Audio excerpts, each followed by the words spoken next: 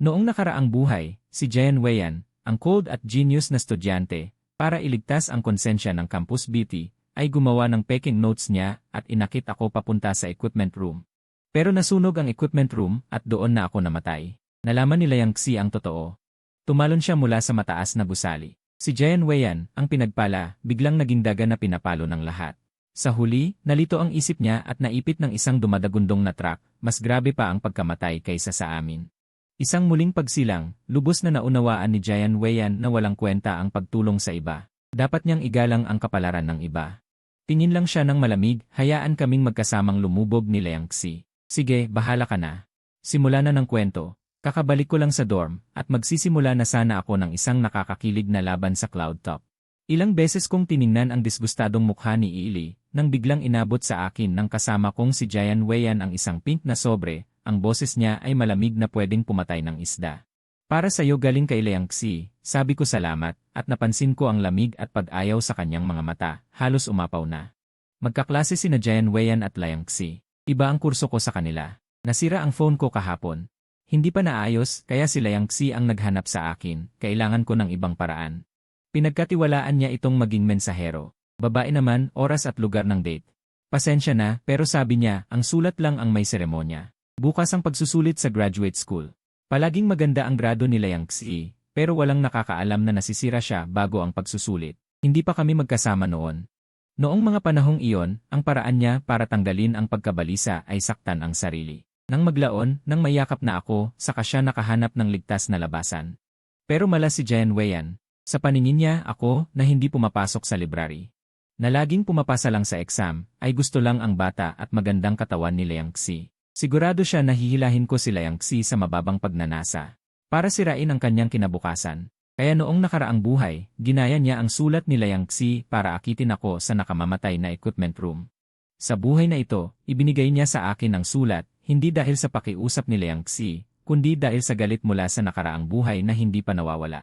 Sa totoo lang, noong nakaraang buhay, hindi naman masama ang relasyon namin ni Jian Weian. Magkasama kaming lumalaban sa basketball court.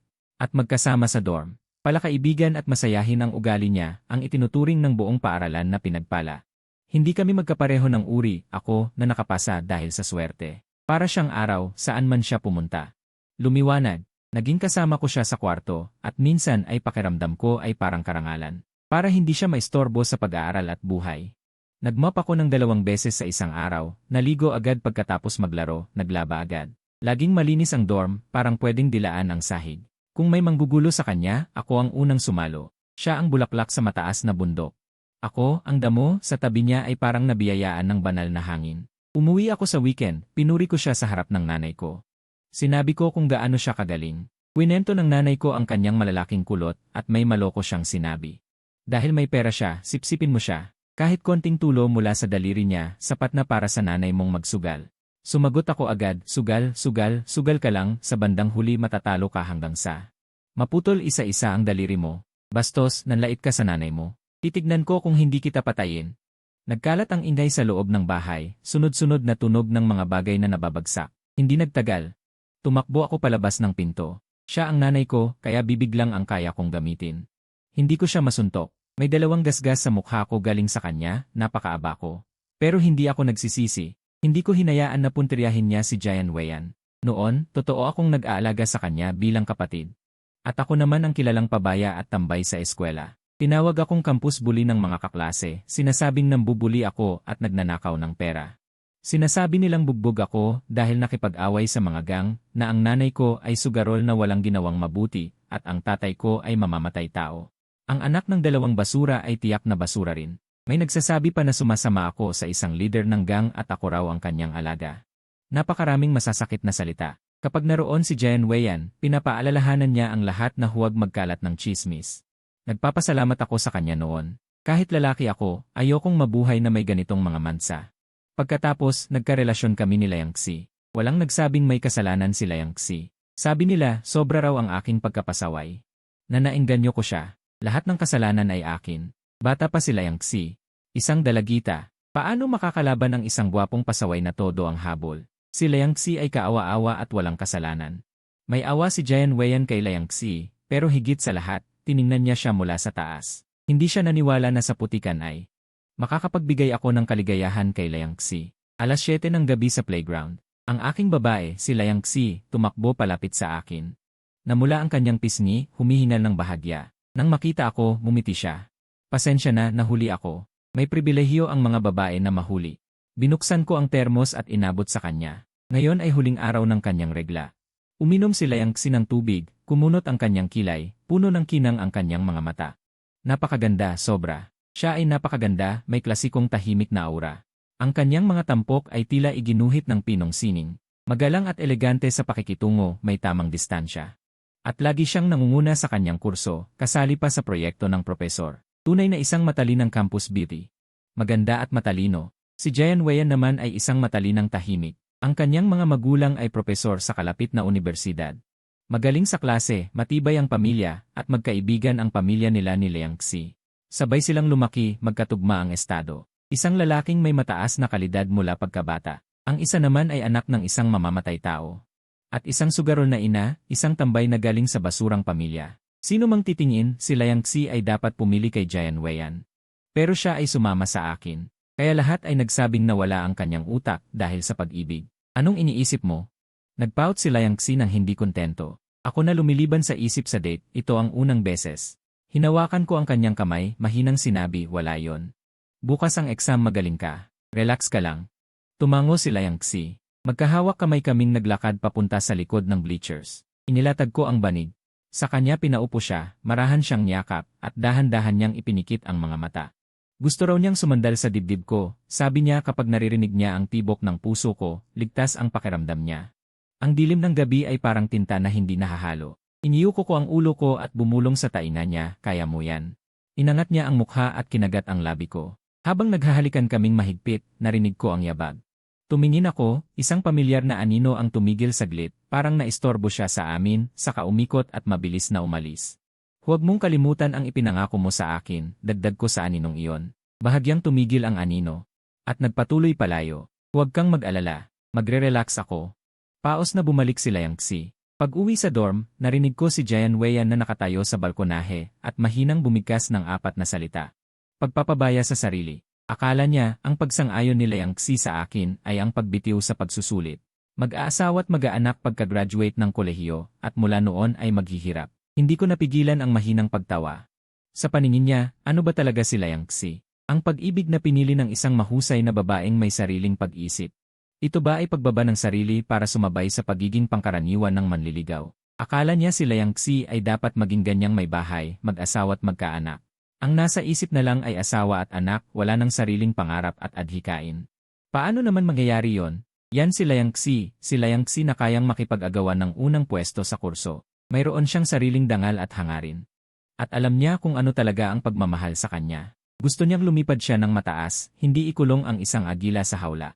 Sa pagkakataong ito, nakaligtas ako sa gabing namatay ako sa nakaraang buhay. Sana matapos na ang trahedya naming tatlo, at bawat isa ay mabuhay sa sariling nararapat na buhay. Alas 9 ng gabi, pagkatapos ihatid si Liangxi sa dorm, naghanda akong lumabas para may asikasuhin. Biyernes ngayon. Ang mga lokal na estudyante ay pwedeng umuwi sa weekend. Kalalabas ko lang ng tarangkahan ng eskwelahan sa dilim. Bungaran ko ang isang tao, ang nanay ko.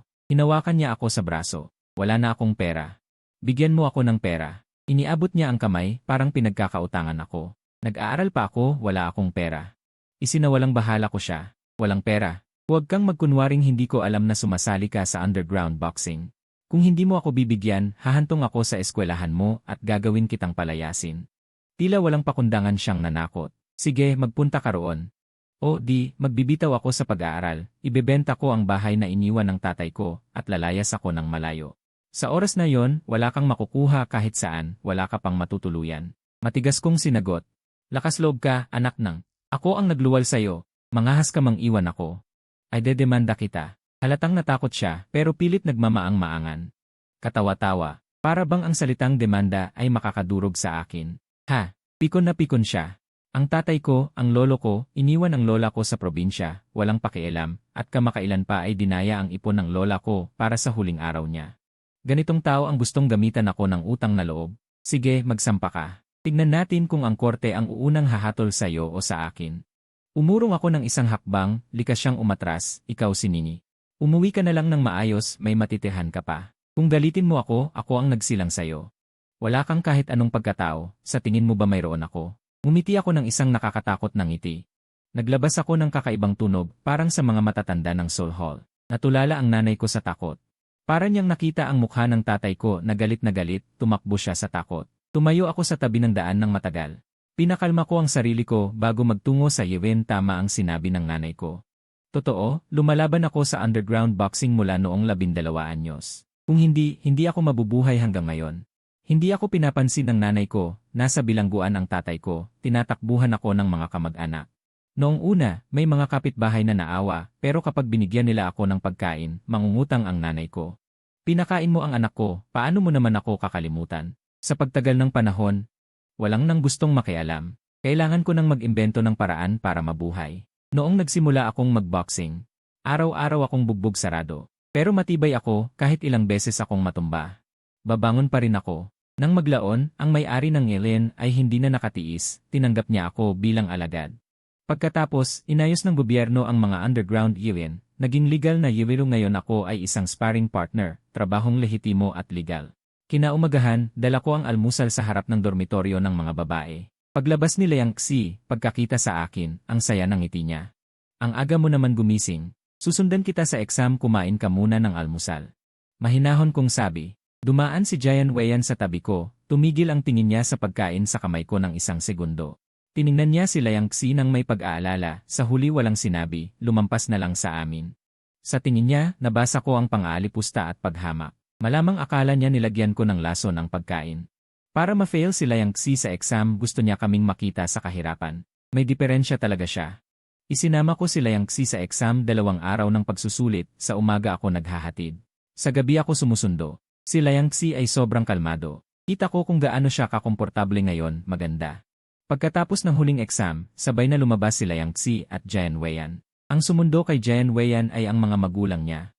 Narinig ko, magkakasama raw sila sa hapunan pagkatapos. Kilala sila ni Liang Xi. Kaya natural na lumapit siya para bumati. Tito Jian, Tita Jian, kumusta po? Kumusta ang exam? Tanong ni Tita Jian. Ayos naman, halos lahat kaya ko, magalang na sagot ni Liang Xi. Hindi ka ba nag-ekis? Biglang sabi ni Jian Weiyan na parang hindi sinasadya.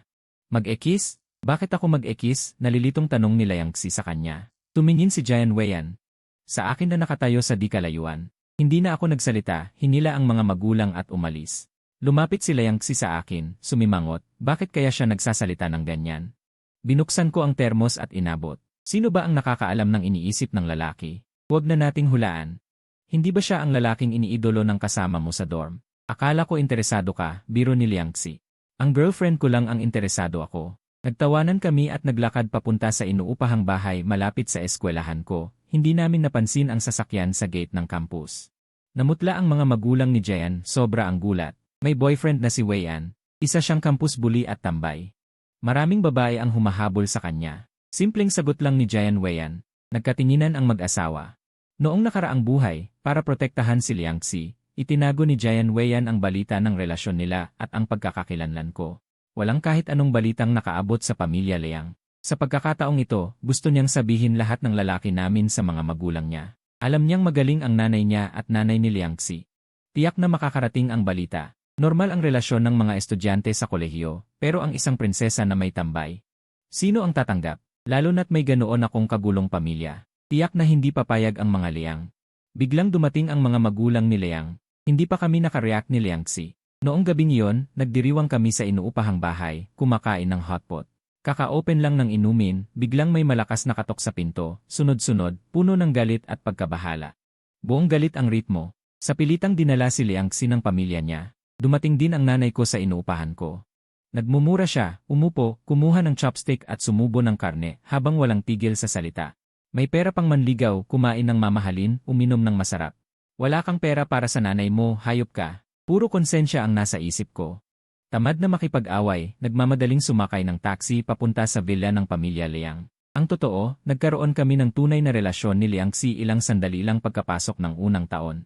Sa lumang kwarto ng kagamitan noong nakaraang buhay. Araw na yon, katatapos ko lang makipag-away, may kalaban akong bihasa. Nahihirapan ako sa laban, may mga pasa. Ayaw kong makita ni Jian Weiyan ang kahinaan ko. Hindi ako umuwi sa dorm, sa loob ng kwarto ng kagamitan, sa pinakaloob na banig, nakatulog ako. Paggising ko, nakita ko si Liangxi na nakaupo sa sahig. Gumagamit ng kumpas para tusukin ang sariling braso. Natakot ako, gusto ko sanang lapitan at tanungin kung ano problema. Bago pa ako makagalaw, nakita ko siyang naghagis ng kumpas at umiyak, mula mahinang hikbi hanggang sa malakas na pag-iyak. Nanginginig ang manipis na balikat, sobrang hina, parang maliit na bulaklak na sinasalanta ng bagyo, pwedeng mabali anumang oras. Pinahina ko ang paghinga, baka istorbohin ko siya sa paglalabas ng nararamdaman. Matagal-tagal din. Unti-unting kumalma si Liangxi. Tapos nakita niya ako. Anong ginagawa mo dito? Katatapos ko lang lumaban, pagod, dito muna ako nagpahinga. Wala kang dapat ikabahala, isang salita hindi ko sasabihin kahit kanino. Mabilis kong winagayway ang kamay. Siyempre alam ko si Liangxi, pareho sila ng kurso ni Jian Weiyan, itinuturing na prinsesa ng campus, kumakalat ang chismis sa buong school. Sila raw ni Jian Weiyan ay perpektong magkapareha. Pasensya na, naistorbo ba kita? Wala. Isang magaspang na lalaki ako, walang istorbo. Hindi ko siya tinanong kung ano ang nangyari. Sumabay na lang ako sa usapan, walang direksyon. Mula sa araw na yon, naging malapit kami ni Liangxi. Lagi kaming nagkikita sa silid ng kagamitan para mag-usap, at unti-unti kong nalaman ang kanyang sikreto. Si Tatay Liang ay isang mataas na opisyal. Si Nanay ay isang punong manggagamot. Sa paningin ng iba, isa silang perpektong pamilyang may mataas na pinag-aralan, ngunit hindi masaya si Liangxi. Hindi nila kailanman ipinakita ang pagmamahal sa isa't isa, ni hindi nila ipinakita ang pagmamahal kay Liangxi. Hinihiling nila na mamuhay si Liangxi ng eksakto tulad ng isang ruler. Hindi dapat lumampas ang timbang sa pamantayan kahit 1 gramo. May mahigpit na target ang taunang paglaki ng taas. Kung hindi maabot ang alinman sa mga ito, naghihintay sa kanya ang malupit na pagsasanay at mahigpit na dieta. 166 sentimetro, 88 pounds. 3 taong mahigpit na pinanatili iyon ni Liangxi. Hindi siya nangahas na lumihis kahit kailan. Maging ang dalas ng pagpapalit ng sanitary napkin sa kanyang regla ay nasa ilalim ng mahigpit na kahilingan ng kanyang ina. Mula pagkabata, si Liangxi ang tinatawag na prinsesa ng langit ng iba. Palaging nasa tuktok ang kanyang mga marka. Piano, equestrian, golf, lahat ay natatangi. Ngunit ang tunay niyang gusto ay ang pipa. Paglangoy at pagtakbo, pero hindi pinapayagan ng kanyang mga magulang na magustuhan niya ang anumang bagay na hindi nila itinakda. Kailangan niyang talikuran ang mga ito. Dahil hindi niya kayang panagutan ang halaga ng paglaban. Sisirain nila ang kanyang mga minamahal na bagay sa harap niya. Noong siya ay 5 taong gulang, nakipag-away si Liangxi sa isang bata sa kindergarten. Hindi man lang tinanong ng kanyang ina ang dahilan. Binigyan lamang siya ng babala na maging magalang at disente. Pagkatapos, sa harap niya, disenteng ginupit ang maliit na kuneho na kanyang niyayakap tuwing gabi. Iyon ay gawa ng kanyang yumaong lola. Umiiyak siya ng masakit, habang ang kanyang ina ay mayabang na may hawak na gunting. Ang eksenang iyon ay naging bangungot ni Liangxi kahit maraming taon na ang lumipas. Palagi nilang eksaktong nahahanap ang kanyang kahinaan. Pagkatapos, ang mga regalo mula sa mga kaklase. Ang kanyang minamahal na postcard, at ang kanyang itinatagong see you ay isa-isang sinira. Kailangan niyang matutong magpanggap. Sa tuwing naaalala ko ang kanyang pinagdaanan, nasasaktan ako ng husto. Sana ako na lang ang sumalo ng lahat ng ito para sa kanya. Araw-araw, natutunan ni Liangxi na pigilan ang lahat ng emosyon. Sa harap ng iba, siya ay mahinahon at elegante. Sa kahit sino, siya ay mapagbigay at mapagpahintulot. Kung kailangan ito ng iba, hindi na kailangang magsalita. Siya ay kusang atras. Dapat siyang maging perpektong babae sa paningin ng kanyang mga magulang, kung hindi, siya ay karapat-dapat mamatay. Ang mga damdaming hindi mailabas ay pinakawalan niya sa pamamagitan ng pananakit sa sarili. Sinabi niya na noong unang beses niyang ginamit ang kutsilyo sa kanyang balat. Naramdaman lamang niya ang bahagyang tusok. Habang dumadaloy ang matingkad na pulang dugo, may kakaibang kasiyahan siyang naramdaman. Labis akong natakot. Buti na lang at bago siya umabot sa punto ng pagpapakamatay, nakilala niya ako. Sinabi ko sa kanya na may ibang paraan. Simula ngayon, handa akong makinig sa kanya anumang oras. Pwede mo akong hanapin kahit kailan. Ang unang pagkakataon na si Liangxi ang lumapit sa akin ay 1 buwan bago ang pagsusulit sa katapusan ng aming unang taon. Ang kanyang kurso ay biological science. Hindi niya yon gusto. Desisyon yon ng kanyang mga magulang. Siya ay paulit-ulit na pinupunit ng katotohanan at ng kanyang sariling inaasahan. Wala siyang mabasa kahit isang salita. Nalagas ng husto ang kanyang buhok. Nagkaroon pa nga siya ng matinding pag-iisip ng pagpapakamatay. Kung hindi siya makakuha ng nangungunang marka sa katapusan ng semestre, tiyak na maghihintay sa kanya ang isang buhay na mas masahol pa sa kamatayan. Nang makarating ako, pinutol na ni Liangxi ang kanyang pulso. Namula ang kanyang damit sa dugo. Nabaliw ako sa takot. Binuhat ko siya at gusto ko nang tumawag ng 120. Hinawakan niya ang kamay ko at mahinang sinabi, "Ginoong Gyu, huwag mong ipaalam sa iba." Nasaktan ako ng sobra, ngunit pinilit ko pa ring magpakatatag. Tinakpan ko ng jacket ang ulo niya at dinala siya palabas sa butas ng pader ng eskwelahan, papunta sa malayong ospital. 2 araw na ospital si Liangxi. Nag-leave ako ng 1 linggo sa guro, sinabi kong may mali sa kalkulasyon ng data ng proyekto. Siyempre hindi pagdududahan ang guro ang isang top student, pumayag agad. 1 buong linggo ko siyang inalagaan.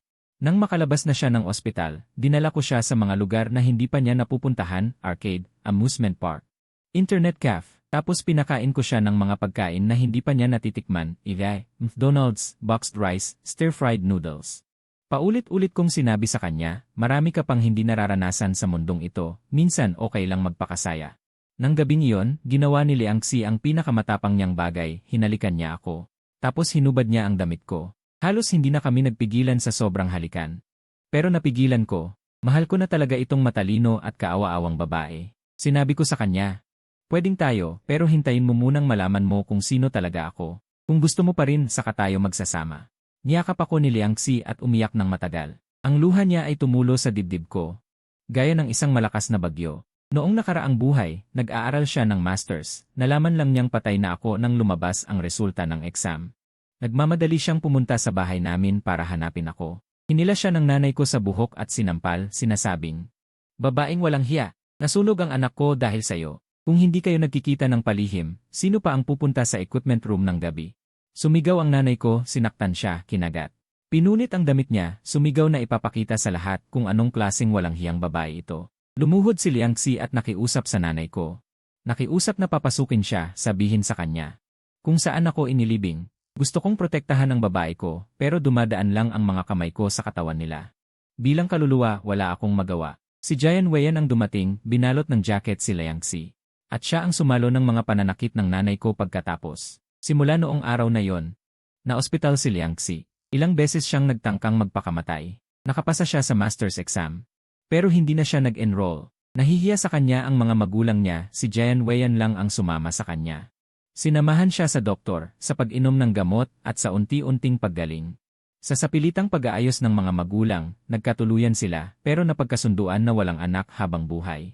Hindi na rin nag-master si Jian Weiyan. Sabay silang graduate at nagtrabaho.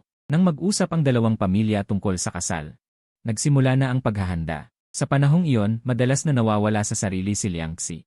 Masaya si Jian Weiyan, akala niya siya ang panalo, kahit na para lang sa paningin ng iba ay sa kanya si Liangxi. Isang gabi bago ang kasal, lasing si Jian Weiyan. Kinuwento niya sa mga abay ang nangyari noon. Sabi niya, magulo ang nararamdaman niya para kay Liangxi, may pagmamahal, may pagkakasala. Kinuwento niya kung paano niya binago ang pinagkikitaan namin ni Liangxi. Narinig ko yon. Nakita ko si Liangxi na nakatayo sa pinto ng kwarto. Narinig din niya. Para akong nababaliw, sinubukan kong takpan ang bibig ni Jian Weiyan, ngunit nabigo muli. Narinig ko si Jian Weiyan na nagsabi, hindi ko alam na ang kagamitan ay nasusunog. Ayoko lang na maligaw si Liangxi sa maling landas. Ayaw niyang sayangin niya ang magandang kinabukasan. Inalo siya ng abay, tapos na ang nakaraan, kalimutan na. Basta maging maayos kayo sa hinaharap. Noong titignan ko si Liangxi, nakatalikod na siya at naglakad papunta sa bintana. Bulong niya, ako ang may kasalanan sa'yo. Kung hindi dahil sa gusto kitang makita. Hindi niya babaguhin ang address at hindi ka mamamatay. Hindi ikaw. Ate Liangxi, wala kang kinalaman dito. Huwag, sigaw ko ng baliw. Ngunit binuksan pa rin ni Liangxi ang safety lock ng bintana at tumalon ng walang pag-aalinlangan. Sumabay ako sa kanya sa pagbagsak. Nakita ko ang ngiti sa kanyang mga labi, narinig ko ang kanyang huling tinig, Master Gyu, pupunta na ako sa'yo. Siya ay namulaklak sa harap ko na parang isang pulang-pulang bulaklak. Umiyak ako nang nanginginig ang buong katawan. Bobong babae. Ang gusto ko lang ay mabuhay kang maayos. Basta buhay ka, ayos na. Kapag buhay ka, makakahanap ka ng sariling kaligayahan. Bakit hindi mo ako kayang bitawan? Nagising sina Jian Weiyan at ang abay sa mga hiyaw mula sa ibaba. Tumakbo sila palabas at nakita si Liangxi na patay na. Naupo si Jian Weiyan sa sahig. Nanginginig na sabi ng abay, narinig ni Liangxi. Narinig niya ang usapan natin kanina. Alam niya na ikaw ang nagbago ng address ng kanilang date at naging dahilan ng pagkamatay ni Master Gyu. Kaya siya nagpakamatay. Narinig ng mga tao sa paligid ang sinabi ng abay. Hindi alam kung sino ang nagkalat ng balita. Mula noong araw na yon, ang pinupuri ng lahat na anak ng langit na si Jian Weiyan ay naging isang taong walang pinipiling paraan para sa pag-ibig. Isang makasalanang sumisira sa magkasintahan. Ang aking ina at mga magulang ni Liang Xi ay sunod-sunod na pumunta upang sisihin ang mga kasamahan, itakwil ang mga magulang. Ang mga sumpa ay parang mga tanikala na patong-patong, pinapahirapan si Jian Weiyan ng labis. Sa huli, dahil sa pagkalito, naaksidente siya. Isang malaking truck ang dumaan sa kanya, dinurog ang kanyang mga buto. Ang matinding sakit ay lumaki sa kanyang dibdib. At pagkatapos, kami niya ay parehong ipinanganak muli, bumalik sa gabing iyon. Sa gabing iyon na naghatid si Jian Weiyan ng liham para kay Liang Xi. Bumalik sa puntong ito ng pagbabago. Sumumpa si Jian Weiyan sa langit. Sa pagkakataong ito, igagalang ko ang kapalaran ng iba. Si Liang Xi ay walang utang na loob. Kung siya ay mahulog o hindi, wala akong pakialam. Nagpasya siyang manood lamang, makita ang ating pagbagsak sa bangin. Isiwalat ang relasyon namin ni Liang Xi sa kanyang mga magulang, iyon ang unang mabigat na dagok ni Jian Weiyan sa amin. Kakadating ko lang sa bahay ni Liang Xi. Sumugod si Liang Xi palabas. Pagkakita sa akin, dumiretso sa aking mga bisig. Nagtagumpay ako. Kanina, lumaban talaga ako. Sinabi nila na isasakdal ka para sa pang-akit sa menor de edad. Sinabi ko na ako ay nasa hustong gulang na. Kusang loob ako. Tiningnan ko siya ng may pag-aalala. Haha, teka, hayaan mo akong magsalita. Sinabi nila na ako ay matigas ang ulo, walang utang na loob, at gusto nilang putulin ang relasyon sa akin. Ibinigay pa nila sa akin ang family register. Pinalayas nila ako kaya umalis ako. Habang nagsasalita si Liang Xi, nagsimula siyang umiyak ng malakas. Yumakap ako ng mahigpit sa kanya. Haha, nasa akin ka pa. Masama ba ako? Hindi ako sapat na masunurin, hindi sapat na mahusay. Hindi sapat na sunod-sunuran. Sinubukan ko pero talagang sawa na ako. Tao ako. Hindi ako papet sa kanilang mga kamay. May laman at dugo ako, may damdamin. Bakit kailangan kong mabuhay na parang ruler? Bakit kahit sino ang gusto ko, dapat umaayon sa kanilang pamantayan? Si Liang Xi ay umiyak ng halos hindi makatayo. Binuhat ko siya ng pahalang. Sumandal siya sa leg ko, ang mukha niya ay nakabaon sa dibdib ko. Nagdusa ang babae ko. Sixi, mula ngayon sundan mo lang ang iniisip mo. Ako ang bahala sa'yo. Malaya kang kaluluwa, lagi akong nasa likod mo. Pagdating sa hotel, inayos ko si Liang Xi, bumili ng instant noodles, itlog, at yung paborito niyang milk tea. Umupo siya sa kama na may milk tea, nagluluto ako ng itlog gamit ang kettle, pinahid sa mukha niya. Namaga ang mukha niya. Dito ka muna matulog ngayong gabi. Bukas, balik sa eskwela. Malapit na ang winter break. Mag-isip ka kung saan gusto mong mag-travel, sabi ko ng mahina. Gusto kong pumunta sa Hilaga para makakita ng snow, mahinang sagot ni Liang Xi. Hindi pa siya nakakalabas ng lungsod na ito. Hindi siya pinayagan ng mga magulang niya at wala ring pera. Okay, ako na mag-aayos. Marami akong pera mula sa angpao. Naglabas si Liang Xi ng isang card at inabot sa akin. Ikaw na mag-ayos. Itago mo ang pera mo. Hinawakan ko ang buhok niya, pinatahan siya ng matagal. Nakatulog na rin si Liang Xi. Sumandal siya sa akin, lubos na nagtitiwala. Tiningnan ko siya, ang perang ito ay dahil sa akin siya namatay. Sa buhay na ito, ang babaeng naglakas loob para sa akin, sobrang init sa puso ko. Meron din akong naitabi. Para maiwasan ang nanay ko, iniwan ko ang pera sa boss ko. Natagpuan nila ang dating tinutuluyan ko. Hindi na pwedeng tumira doon. Balak kong ayusin ang mga gamit sa loob ng 2 araw at umalis, lumipat sa dorm. Si Jian Weiyan ay napaka-proud, hindi naman niya gagawin sa akin ang anuman. At worst, cold treatment lang. Sanay na ako. Sa grado ni Liang Xi, tiyak na makapapasa siya sa graduate school.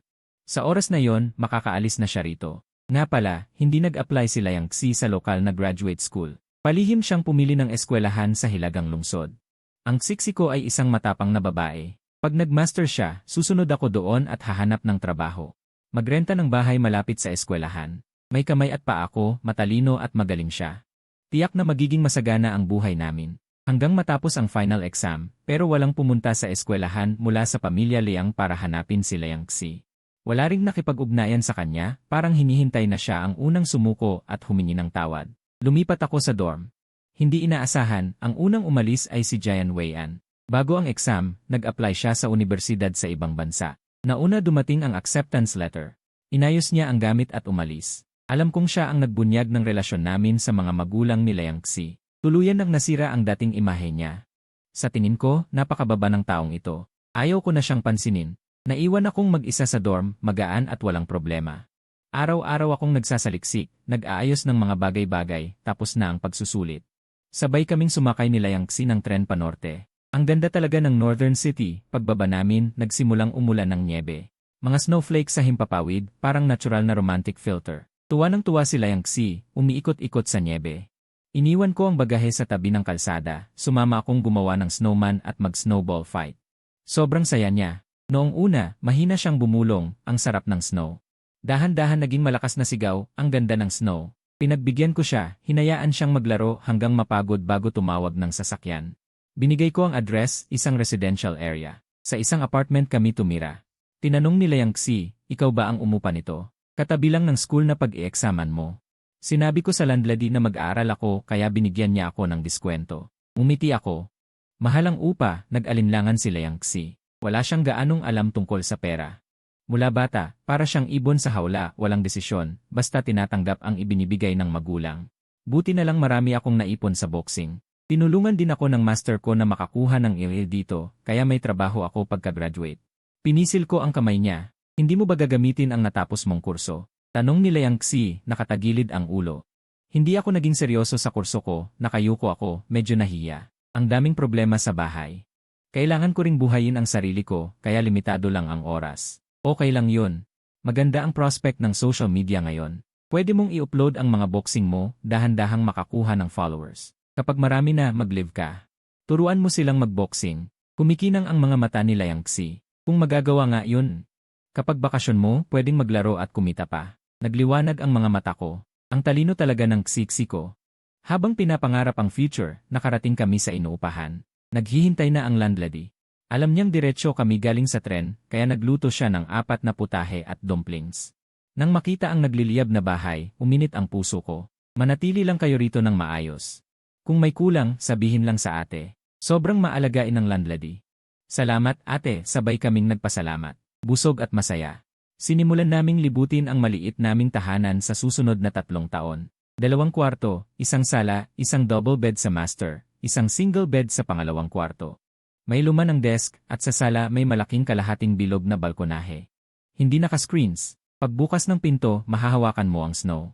2 taga-timog na hindi pa nakakita ng nyebe, nagsisigawan sa tuwa, walang antok, sumandal sa desk at nagplano kung paano gagawing maganda ang munting bahay. Siyempre, kailangan munang humingi ng permiso sa landlady. Makalipas ang maraming taon, nagkaroon kami ng malaking bahay, pero naaalala pa rin namin ang gabing iyon. Magkatabi kaming nagbubulungan, hindi mapigilan ang ngiti. Nagpahinga kami ng 2 araw. Unti-unting bumili ng mga gamit at naglibot-libot sa lungsod. Hindi kalakihan ang ipon ko. Pagkatapos magbayad ng renta, may natitira pang 50,000. Una, ilaan ang tuition ni Liangxi, ang iba ay para sa pagpapaganda ng buhay.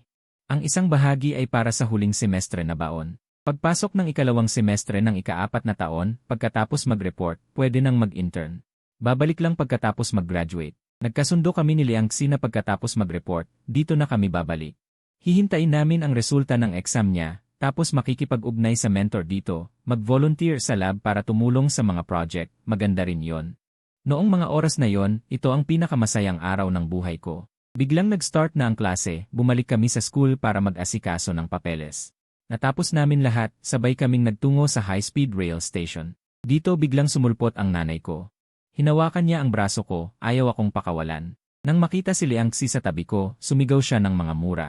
Kaduwag kang babae. Ikaw ang nag-udyok sa anak ko para hindi umuwi. Anak ka ng para sa babae, hindi mo na ako kilala bilang nanay. Tao ka pa ba? Napakalakas ng boses niya. Isang sigaw lang, biglang napuno ang paligid ng mga tao. Namula ang mukha ni Liangxi. Hindi pa siya nakakaranas ng ganoon klaseng babaeng bastos, bigla siyang nawindang. Likas na sumiksik siya sa likod ko. Ang mga nanonood ay nagsimulang magsalita pabor sa nanay. Binata, paanong iwan mo ang sarili mong nanay? Tama. Paanong hindi mahirap para sa nanay mo ang mga anak at magpalaki sa'yo? At ikaw, dalaga, maganda ka naman. Bakit mo sinisira ang relasyon ng mag-ina? Mahigpit kong hinawakan ang kamay ni Liangxi at matatag na nagsalita. Isang sugaron na nanay, gusto nyo ba? Natigilan ang mga tao sa paligid. Isang nanay na mula pagkabata ay hindi nagbigay sa'yo ng kahit 1 sentimo, noong 5 taon ka pa lang ay pinagluto ka at pinaglaba. Pinagawa ka ng gawaing bahay, gusto nyo ba ang ganoong nanay? Mula 12 anyos ay kailangan mong bumuhay sa sarili. Araw-araw hindi sapat ang pagkain, at kukunin pa niya ang pera sa bulsa mo, gusto nyo ba ang ganoong nanay?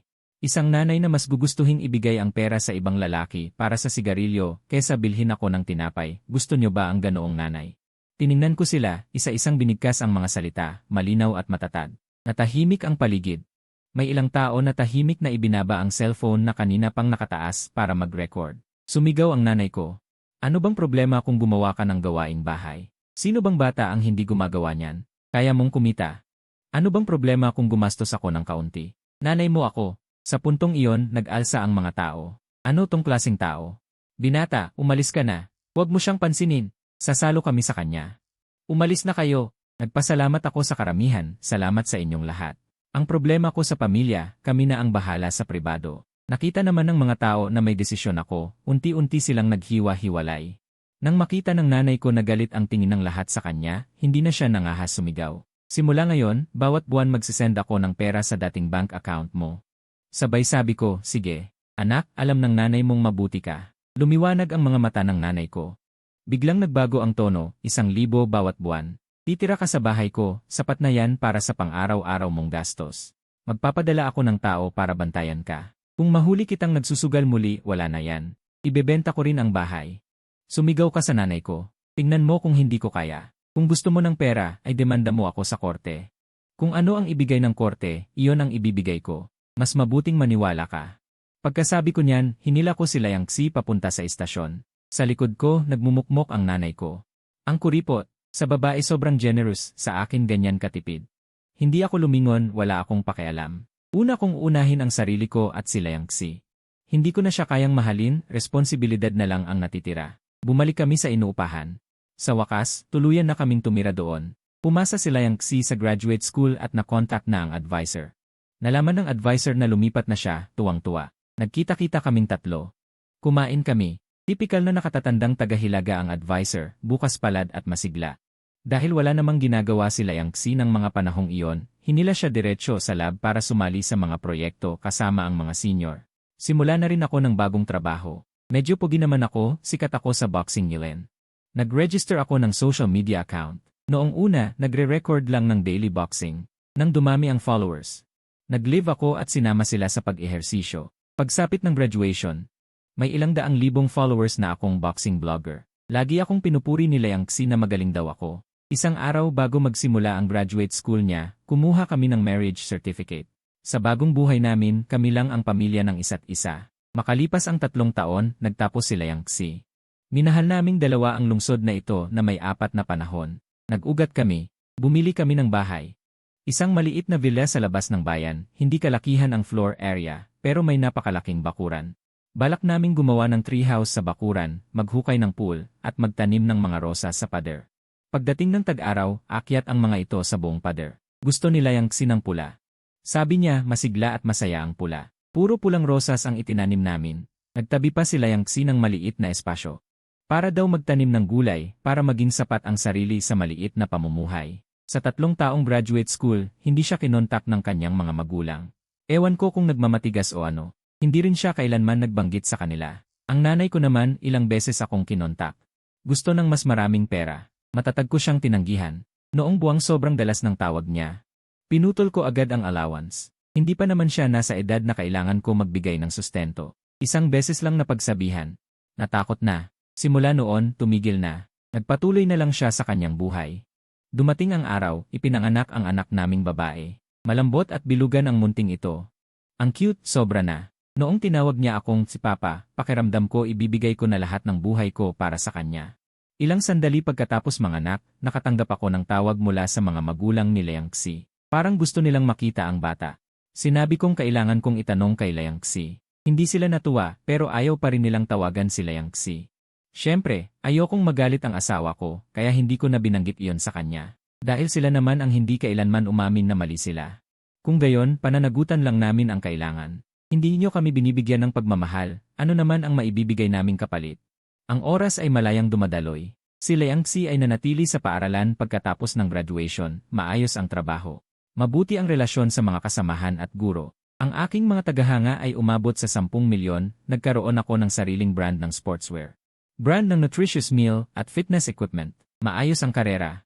Masaya ang pamilya. Hindi ko inaasahan na makikita ko pa si Jian Weian. Noong araw na yon, naghatid ako ng kaibigan sa airport. Nagkataon na nakasalubong ko si Guye. Matagal na tayong hindi nagkita. Si Jian Weian ay tumingin sa akin na may pag-aaral. Hindi itinago. Nakasuot ako ng custom suit dahil sa palagyang ehersisyo. Ang aking katawan at mental na estado ay napapanatiling mabuti. Jian Weian, matagal na tayong hindi nagkita. Pumunta ako rito para sa business trip, para sa meeting. Ikaw at siya ay natigilan. Tumawa ako ng masaya. Ako at Siksiksi ay ikinasal pagkatapos ng college graduation. Ngayon ang anak namin ay marunong nang bumili ng toyo.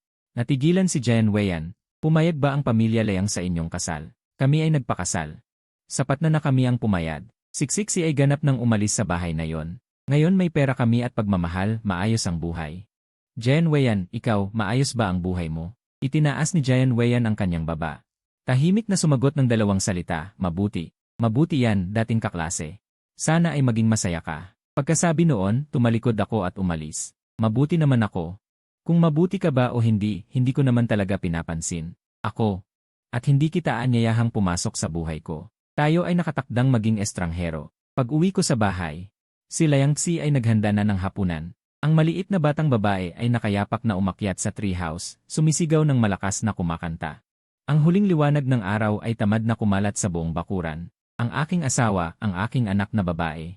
Ang bahay ko ay napakaganda. Tapos ang kwento. Segmento ng improvisasyon ni Dingdong. Kahit saan mo makita ang video na ito, siguraduhing hanapin ang Xiao Shu di Dingdong Bangkok. Salamat sa lahat. Extra, bystander sees clearly. Ang pangalan ko ay Jian Weian. Sabihin ko sa'yo, baka hindi ka maniwala. Nakatayo ako ngayon sa labasan ng airport ng isang third-tier city sa Hilaga. Hawak ang isang tiket na pabalik mula sa ibang bansa. Paulit-ulit kong iniisip ang isang bagay. Gusto kong makita ng sarili kong mga mata kung gaano kahirap ang buhay ni Guye at Liangxi. Ganito ang nangyari pagkatapos ng muling pagsilang. Nagtakda ako ng isang mahigpit na patakaran para sa aking sarili. Bitawan ang pagtulong sa iba, respetuhin ang kapalaran ng iba. Nasaksihan ko si Liangxi na pinalayas ng kanyang mga magulang. Si Guye na ang kanyang inang sugarol ay nagwawala sa high-speed rail station. At silang dalawa na may dalang mga basurang bagahe na sumakay sa tren pahilaga. Noon ay naisip ko, hindi magtatagal, ang malungkot na magkasintahang ito ay durugin ng realidad. Dahil ang isa ay bukod sa mukha at grado. Isang mayamang dalagang walang ibang meron, ang isa ay isang bagsak na estudyanteng hindi kayang buhayin ang sarili. 2 taong itinakwil ng kanilang pamilya. Anong uri ng buhay ang kanilang magagawa sa malaking lungsod na napakamahal? Sigurado ako na sila ay babalik ng nahihiya. Ngunit pagkalipas ng 3 taon, si Liangxi ay nagtapos ng masters at nanatili sa paaralan. Pagkalipas ng 5 taon, narinig ko na bumili sila ng villa. 3 beses akong ngumiti ng malamig sa screen ng cellphone. Anong biro yan? Bumili daw ng villa si Guye. Hirap na siyang bumili ng kahit simpleng bahay. Tiyak na yun ay nasa malayong suburb, floor area na wala pang 100 square meters. Tinatawag na villa pero talagang row house para sa mga magsasaka. Ang taong tulad ni Liangxi na lumaki sa malalaking flat, kung doon titira, hindi aabot ng 3 buwan ay mababaliw. Pagkalipas ng ilang taon, narinig ko na si Guye ay may sariling brand at fans, negosyong nagkakahalaga ng milyon-milyon, masayang pamilya. Mas matagal akong tumahimik sa harap ng screen. Pagkatapos ay bumili ako ng tiket pabalik ng bansa. Hindi para bisitahin ang mga dating kaklase, kundi para gumawa ng masusing field investigation. Gusto kong makita ng sarili kong mga mata kung totoo ba ang tinatawag nilang kaligayahan o nagpapanggap lang. Nang lumapag ang eroplano, 4:00 ng hapon. Taglaga sa Hilaga, tuyo at presko. Sumakay ako ng taxi at binigay ang address na nahanap ko online, ang lokasyon ng Guye Boxing Gillen. Nang marinig yon ng driver, natuwa siya. Oy, pupunta ka rin doon para magboxing. Sikat na sikat yang lugar na yan. Mabait ang may-ari at gwapo pa. Hindi ako sumagot. Mabait ang may-ari, gwapo, si Guye ba? Yung tambay na yun na may pasa. Huminto ang kotse sa harap ng isang 3 palapag na gusali, malaki ang harapan. Maayos ang disenyo ng karatula, nakasulat, Wildfire Boxing Club. Malinis at maliwanag ang mga salaming pinto. Nakikita ang mga taong nagbo-boxing sa loob. Bumaba ako ng kotse at tumayo sa pintuan, sumilip. Malaki ang lugar, propesyonal ang mga kagamitan, puno ng mga litrato at bandila ang mga dingding. Ilang kabataan ang nag-ensayo sa ring, may isang mukhang coach na nagtuturo sa tabi. Sa sulok, may linya ng mga punching bag. Isang lalaking naka-sports vest ang nagtuturo sa mga estudyante ng combination punches. Malinis at mabilis ang galaw, may hangin ang mga suntok. Lumingon ang lalaking yun, si Guye. Muntik ko na siyang hindi makilala. Mas matipuno siya kaysa sa naalala ko. Hindi yung artipisyal na laki mula sa protein powder sa Yewin, kundi yung tunay na tatag mula sa maraming taong pagboboxing. Balat niya ay maitim pa rin pero napakaganda ng kutis. Parang pinakintab na bakal ang buong pagkatao, may kalmadong aura. Sabay siyang nagtuturo at mumingiti. Iba ang ngiti niya kumpara noong kolehiyo. Noon, mumingiti siya para lang magpasikat, maingat na nagtataas ng sulok ng bibig. Ngayon, mumingiti siya dahil tunay na masaya. Kumikislap ang mga mata, nagpapakita ng mapuputing ngipin. Ang gaan ng kanyang pagkatao. Sa tabi niya ay may isang batang babae na mga 5 o 6 na taong gulang, may 2 pigtails. Nakasuot ng mini boxing gloves, nag-aaral ng boxing na parang totoo. Paminsan-minsan ay umuyuko si Guye para itama ang dalaw niya. Nainip ang bata, hinampas ang binti niya gamit ang kamao. Nagpanggap si Guye na masakit, hinawakan ang binti at sumigaw. Tumawa ng masayang ang bata, malinaw at matamis ang boses. Yun ang kanilang anak na babae. Tumayo ako sa labas ng pinto, parang tangang nakatayo. Hindi ako pumasok. Bumalik ako at humanap ng coffee shop sa malapit, umorder ng Amerikano, at nakatitig sa labas ng bintana habang nag-isip. Nang dumating ang kape, saka ko lang naalala na dati akong nagmamay-ari ng coffee shop. Pero yun ay sa nakaraang buhay. Sa buhay na ito, natuto na ako, nag-aral ng pananalapi, pumasok sa investment bank. Marangal at mataas ang sahod, akma sa inaasahan ng lahat sa isang anak ng tadhana. Ngunit ang unang tasa ng kape na nainom ko sa buhay na ito. Ang pait, halos masuka ako. Ang kape na basta-basta kong ginawa sa nakaraang buhay ay mas masarap pa ng 10,000 beses. Noong malapit ng dumilim, nakita ko si Guye na lumabas mula sa boxing gym, nagpalit ng malinis na hoodie, hawak ang kamay ng kanyang anak na babae patungo sa kabilang kalye. Ang maliit na batang babae ay lumulukso-lukso, walang tigil ang daldal. Si Guye ay nakayuko, nakikinig. Paminsan-minsan ay tumatawa ng malakas. Sinundan ko sila, hindi gaanong malayo, mga 50 metro ang layo. Hindi ko rin alam kung bakit ako sumusunod. Siguro gusto kong makita kung saan sila nakatira, kung talagang iyon ang pinagmumultang villa na naisip ko. Naglakad ng mga 20 minuto, lumiko sa isang tahimik na daan. Sa magkabilang gilid ng daan ay puno ng gintgo. Ang mga gintong dahon ay nagkalat sa lupa. Sa dulo ng daan ay isang hilera ng mga standalone na bahay, bawat isa ay may sariling bakuran. Bagamat hindi masyadong malaki, ang disenyo ay maingat. Itinulak ni Guye ang gate na bakal ng isa sa mga bahay. Ang maliit na batang babae ay sumugod na parang maliit na kanyon, sumisigaw ng mama. Mama! Sa bakuran ay may isang puno ng sycamore. Sa puno ay may maliit na treehouse. Sa gilid ng bakod ay puno ng rosas, kahit na malapit nang matapos ang panahon ng pamumulaklak. May ilang pulang bulaklak na paunti-unti. Sa damuhan ay may maliit na swimming pool, inflatable, hindi malaki. Ngunit malinis na malinis. Isang babaeng nakabedye na pambahay ang lumabas mula sa bahay, yumuko at binuhat ang anak na babae na sumugod sa kanya. Hinalikan ng malakas ang pisngi nito. Si Liang Xion. Muntik ko na naman siyang hindi makilala. Siya ay medyo bilugan kumpara sa aking memorya. Hindi mataba, kundi yung uri ng kalusugang inaalagaan ng mabuti. Ang dati niyang masyadong payat na pisngi ay naging malusog. Ang balat ay maputi at namumula. Ang mga mata ay nagniningning na hindi maipaliwanag. Ang kanyang buhok ay basta-basta naipon sa likod. Ilang hibla ng buhok ay nakabitin sa tainga. Ang kanyang buong pagkatao ay nagpapakita ng hindi maipaliwanag na ginhawa at pagre-relax. Yung uri ng pagre-relax, sa loob ng maraming taon na kilala ko siya, hindi ko pa nakita sa kanyang mukha. Hawak ang anak na babae, naglakad patungo sa pintuan. Nakita si Guye na nakaangat ang sulok ng labi, ang boses ay mainit at malambot. Bakit maaga ka ngayon? Yung huling klase, pinaubaya ko kay Laoliu. Gusto ng anak na babae na umuwi para kumain ng iyong adobong baboy. Kinuha ni Guye ang anak na babae, sabay halik sa noo ni Liang Xi. Hindi ba nakakasawa? Si Liang Xi ay tumawa at itinulak siya. Hindi nakakasawa. Ano nang nakakasawa? Hinalikan muli ni Guye. Sa pagkakataong ito, hinalik sa bibig. Ang maliit na batang babae ay tinakpan ang mga mata ng kanyang dalawang mabilog na kamay, sumigaw ng shu shu shu. Namula si Liang Xi, mahinang sinuntok si Guye. Yung suntok na iyon ay tila malakas. Si Guye naman ay ngumiti na parang pusang nagnakaw ng isda. Tumayo ako sa tapat ng kalye, ang mga dahon ng gintgo ay nalalagas. Ako'y puno ng dahon sa ulo at kalye. Bigla kong naalala noong kolehiyo, minsan sa balkonahe ng dormitoryo ay nakita ko si Guye na naghihintay sa ilalim para kay Liang Xi. May bitbit siyang plastic bag na may 2 milk tea. Lumabas si Liang Xi mula sa dormitoryo ng mga babae. Tumakbo ng maliit at sumugod sa kanyang bisig. Isang kamay niya siyang niyakap at inabot ang milk tea.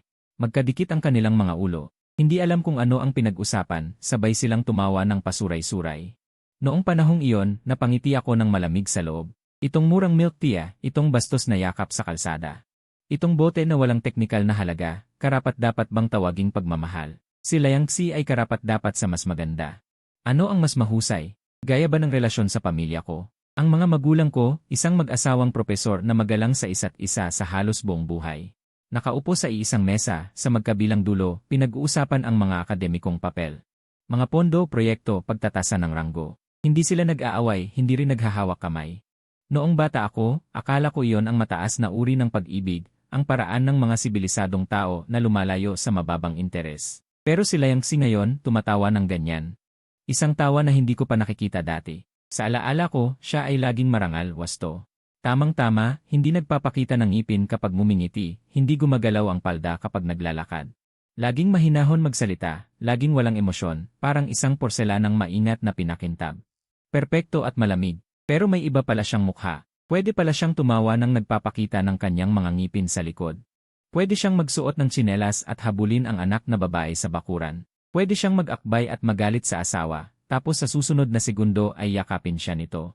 Hanggang sa mawala ang kanyang ayos. Ganyan siya kainit. Hindi nakasara ng mahigpit ang pintuan ng bakuran.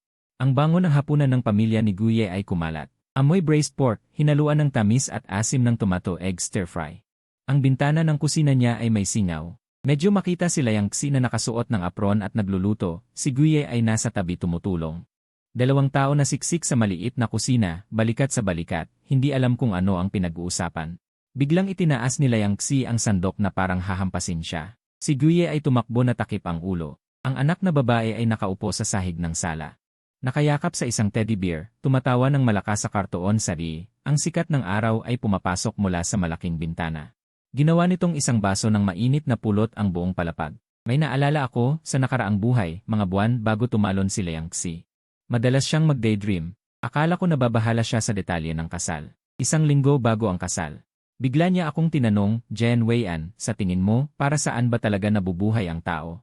Noon, natawa ako at sumagot, syempre para makamit ang self-worth, para hindi bigin ang inaasahan ng mga magulang. Para hindi masayang ang buhay. Nag-enan siya at hindi na nagsalita. Ngayon naaalala ko, anong sagot yun? Ang tinatanong niya ay ang kahulugan ng aking buhay. Bukod sa pagtupad sa inaasahan ng iba, ano pa? Ang talagang gusto niyang itanong ay, kung mamatay ako bukas, nabuhay ba ako para sa sarili ko ngayong buhay, kahit 1 araw lang? Dapat ko siyang sinabihan, wala na yon, hindi mo kailangang makamit ang anumang halaga. Hindi mo kailangang magpasikat sa angkan. Buhay ka, may taong matutuwa dahil kumain ka ng 1 subong kanin ngayon. May taong isipin na maganda ang araw dahil mumiti ka. May taong tatakpan ng iyong paa pagkatapos mong makatulog. May taong kukunin ang kalahating kanin na iniwan mo at ilalagay sa sarili niyang mangkok. Walang kasuklam-suklam. May taong dahil sa pag-iral mo, iisipin na sulit ang buhay na ito. Lahat ng ito ay nagawa ni Guye. At ako, hindi ko man lang alam kung paano sabihin sa kanya. Hindi ko alam kung gaano ako katagal nakatayo doon. Ganap ng madilim ang langit, sumindi ang mga ilaw sa kalye, pinahabang-haba ang anino ng mga punong ginkgo. Sa loob ng bakuran, umilaw ang mainit na dilaw na ilaw. Isang pamilya ng 3 ang nakaupo sa hapagkainan. Ang batang babae ay may itinuturot kumikilos. Masigla ang kanyang ekspresyon. Si Liang Xi ay mumingiti at pinupunasan ang bibig nito. Si Guye ay palihim na kumuha ng 1 pirasong karne. Nahuli agad. Biglang nag-vibrate ang cellphone. Inilabas ito at nakita na grupo ng mga kaklase sa kolehiyo. May nagtatanong kung sino ang may contact ni Liang Xi at sinabing gusto siyang anyayahang mag-lecture sa alma mater. Sa ibaba may sumagot. Siya ay isa ng malaking propesor. Sino ang makapagyayaya? May sumingit na naman. Ang asawa ba niya ay ang dating consultant ng paaralan natin? Sabi nila may milyon-milyon na siyang kayamanan. Sinundan ito ng isang serye ng, grabe, totoo ba? Ang pagpapaganda ay nagbabago ng buhay. Tahimik kong inilagay ang cellphone sa bulsa at naghanda ng umalis. Kung magtatagal pa ako. Ano ang pagkakaiba sa isang taga-espiya? Ngunit bago pa ako makalayo, biglang bumukas ang pinto ng bakuran. Siya ay naglabas ng 1 tray ng hiniwang prutas, malamang na nais pumunta sa bahay ng kapitbahay. At pagkatapos ay nakita niya ako sa kabila ng maliit na kalye. Ang mga dahon ng ginkgo ay patuloy na nalalaglag. Siya ay nagulat muna, pagkatapos ay nakilala ako. Nagbago ang ekspresyon niya ng ilang beses, pagkagulat, pag-iingat, at pagkatapos ay dahan-dahan, sa hindi inaasahan ko. Siya ay bumiti. Hindi iyong uri ng magalang na ngiti ng dating kaklase na matagal nang hindi nagkita. Iyon ay ngiti ng si panalo ako. Inilagay niya ang tray ng prutas sa hagdan ng pintuan, pinunasan ang kamay sa kanyang pantalon. Lumapit siya sa akin. Jen Weian, tumigil siya sa harap ko. Boses na hindi masyadong malakas o mahina. Guye, narinig ko ang sarili kong boses. Tuyo, tiningnan niya ako mula ulo hanggang paa ng ilang segundo, may pagsusuri sa kanyang tingin. Ngunit walang puot. Pagkatapos ay lumingon siya at tiningnan ang kanyang bakuran na may mainit na dilaw na ilaw at muling humarap sa akin. Bigla niyang binaba ang boses at nagsalita sa volume na tanging kaming dalawa lamang ang makakarinig. Gusto mo bang makita kung gaano kami kahirap? Kumibot ang sulok ng aking bibig. Ang taong ito, sa nakaraang buhay at ngayon, ang bibig ay tuwid pa rin. Napansin niya ang aking tahimik na pagsang-ayon at mumiti. Medyo maloko, medyo mayabang ang ngiti. Ngunit sa hindi malamang dahilan, hindi ito nakakainis. Ano ang tinitingnan mo dyan? Pumasok ka at kumain. Ngayon ay nagluto ako ng braised pork. Ang galing ng luto ni Liang Xi, hindi ka pa kumakain, di ba? Sinabi niya ito na parang natural lang, para bang nag-aanyaya ng kapitbahay na bagong galing sa trabaho. Iminulat ko ang bibig para magsalita. Hindi na, gusto kong sabihin dadaan lang ako, gusto kong sabihin kung bakit mo ako kayang ngitian. Gusto kong sabihin na sa nakaraang buhay ay ginawa ko iyon sa'yo, bakit mo ako anyayahang kumain. Ngunit wala akong masabi kahit isang salita. Napansin niya, ngumiti siyang muli, sa pagkakataong ito ay napakagaan ng ngiti. Ngunit ang tono ay naging seryoso. Sige, huwag mong masyadong isipin. Pumasok ka, malamig sa labas. Pagkatapos ay lumingon siya at naglakad papasok sa bakuran, parang siguradong susundan ko siya. Sumunod naman talaga ako. Nang makita ako ni Liang Xi, kitang-kita ang gulat sa mukha niya. Pero saglit lang siyang natigilan, tapos ngumiti ng bahagya at nagsabi, "Dumating ka na." Saka siya pumasok para kumuha ng isa pang set ng kutsara at tinidor. Wala siyang tinanong. Hindi niya inalam kung bakit ako biglang nandito o kung kamusta ang buhay ko nitong mga nakaraang taon. Inayos lang niya ang mga kubyertos, inilapit sa akin ang platong may braised pork, tapos nagpatuloy sa pagpapakain sa anak niya. Yung bata naman mas matapang pa sa akin. Inihilig niya ang ulo at tinitigan ako ng matagal gamit ang mga matang kamukhang-kamukha ni Liang Xi. Tapos malinaw niyang tanong, "Sino ka?" Sabi ko, "Jen Weian." Tumango siya. Seryoso ang mukha, parang ina-archive ang pangalan ko. Tapos may hawak siyang spare rib at tinanong ako, "Magdadala ka ba sa akin ng strawberry gaya ni Sister Dingdong?" Paliwanag niya ng seryoso, si Sister Dingdong ay laging may dalang strawberry. Best friend siya ng mga magulang ko. May isa pang Tito Chenyu, siya rin ay nagdadala ng strawberry. Pero mas gwapo siya kaysa sayo. Si Guye sa tabi ay halos natawa at nabulunan sa sabaw. Pinitik siya ni Liang Xi. Tumahimik na siya. Ayaw kong malaman kung sino yang si Tito Chenyu na mas gwapo raw kaysa sa akin. At ayaw ko ring aminin na, pagkatapos ng mga sinabi niya, kahit papaano ay naging importante sa akin ang sukatan ng strawberry. Pagkatapos kumain, hindi ako nagtagal. Isinama ako ni Liang Xi sa pintuan, at ang huli niyang sinabi ay, "Sa susunod, sabihan mo muna ako. Magluluto ako ng paborito mo." Walang emosyon, hindi malamig, hindi mainit, parang nakikipag-usap sa isang malayong kamag-anak na walang matinding sama ng loob. Pagkalayo ko ng ilang hakbang, lumingon ako. "Masaya ka ba?" Nagsisi agad ako pagkasabi. Napakatanga ng tanong. Sobrang tanga. Natigilan si Liang Xi. Tapos ngumiti siya. Hindi niya ako tiningnan sa mata, sa halip sumulyap siya sa loob ng bahay. Sa sala, si Guye ay nakaupo kasama ang anak na babae sa sopa, nag-aaral ng English words. Tinuro ng bata ang picture book at sumigaw ng Apo. Si Guye ay sumunod, "Apo." Nagalit ang bata at itinuwid, "Hindi Apo." "Apo." Walang muwang na sagot ni Guye, ang sabi ko ay Apo. Sinuntok siya ng bata sa dibdib gamit ang maliit na kamao. Exaggerated siyang nahulog sa sopa at nagkunwaring patay. Binalik ni Liang Xi ang tingin. May idinagdag sa ngiti niya, isang bagay na parang nakita ko na dati. Sabi niya, "Napakasaya." Hindi na ako nagtanong pa. Tumalikod ako at umalis. Nasa lupa pa rin ang mga dahon ng ginkgo. Maliwanag ang mga ilaw sa kalye, nililiwanag ang daan sa harapan. Naalala ko ang panata ko sa sarili noong gabing ako ay isinilang muli. Iwanan ang pagiging savior, respetuhin ang kapalaran ng iba, manood lamang ng walang pakialam. At hayaan silang magkasamang bumagsak. Ang bagay na ito ay mahirap sabihin. May mga taong akala mo ay tumatalon sa bangin. Pero sa totoo, sumisid sila sa sarili nilang kaligayahan, pero ang kaligayahang iyon ay nangangailangan ng pagpikit ng mata at pagtalon ng walang pag-aalala sa kahihinatnan. Wala akong ganyang lakas ng loob. Dati, inakala kong sila'y bobo. Ngayon, naiisip kong nakakainggit sila talaga. Ekstra na kwento.